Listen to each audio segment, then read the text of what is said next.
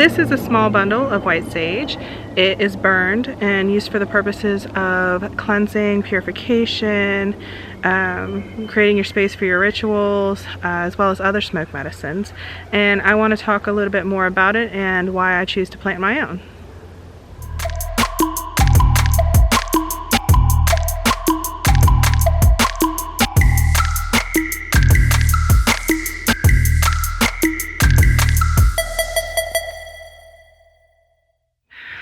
Welcome back, tribe, to another video by Pan Society. I'm Sherry, and today I want to talk about sage, white sage in particular, Salvia apiana.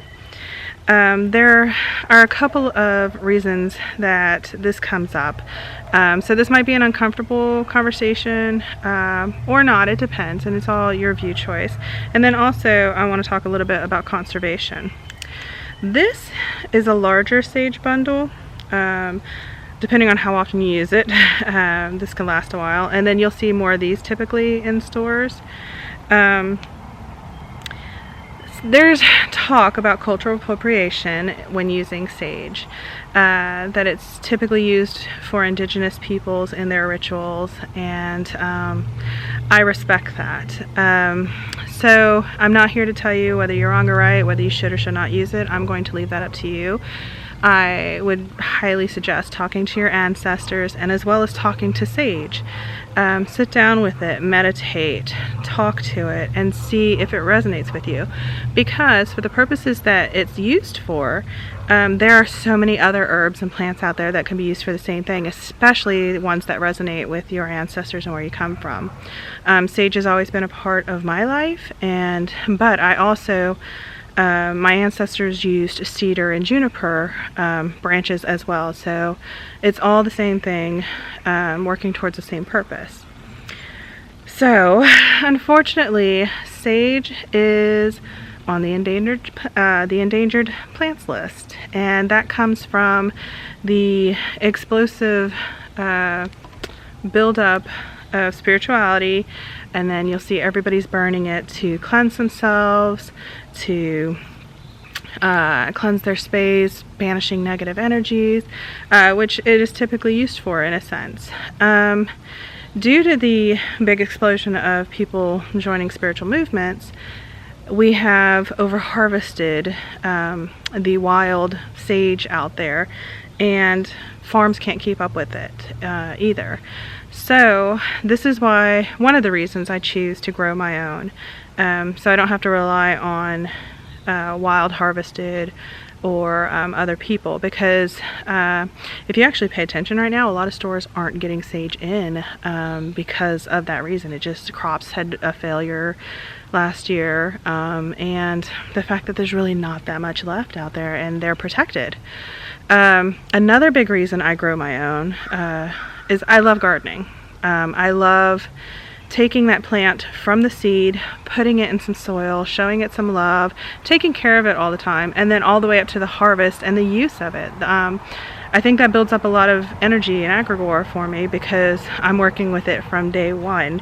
And when you're working with plants and plant medicine, you have to have that rapport with your plants. You can't just go, oh, I'm going to light some sage and wave it around, or I'm going to light some whatever and wave it around.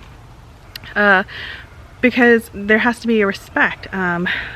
With animism, you believe that there's energy and spirit in these plants. So you have to talk to them and take care of them and offer them, give them offerings so that they'll work for you. And I think that holds extremely true for me when I start from seed and grow them until I harvest them. It also makes it feel more powerful for me doing that. The planting them, you can get seeds almost anywhere. I usually get organic seeds, mostly from Strictly Medicinal Seeds. Not a sponsorship. I do really like them. They have a quick shipping. All their seeds are organic, and they do a lot of the seeds and plants that I use in my workings anyway. When you are planting, you want to start off with an organic seed soil. An organic seeding soil. We compost here, but even with our careful composting methods and the way we take care of everything, I truly still buy organic seeding material because it's sterile and it ensures a higher chance of germination for me. And I don't have to worry about diseases or anything happening or in the early stages of the plant's growth. Unfortunately, sage seeds have a very low germination rate.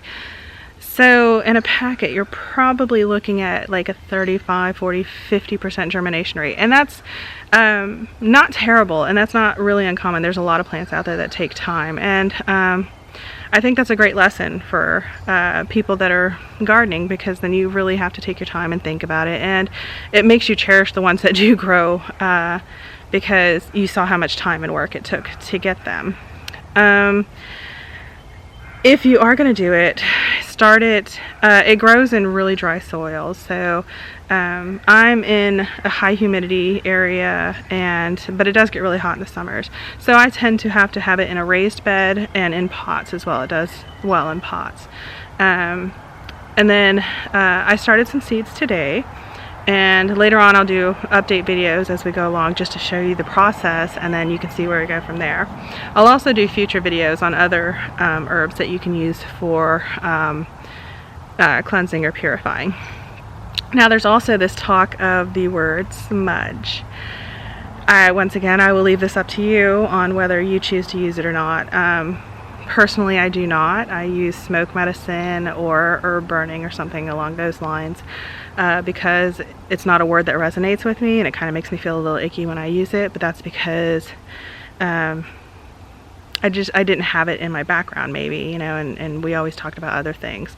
So I urge you to do a little bit of research, figure out how you feel about it, sit down with the plants and see what they tell you, and if you have a resonation, and then you'll see if it is something you should be using.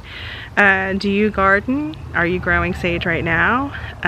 Do you use anything other than sage when you're doing cleansings or purifications for your rituals? Comment down below and let me know. Thanks for taking the time to watch this video. So much gratitude to each and every one of you out there. Don't forget to comment, like, share, and subscribe, and I'll see you next time in another pan video.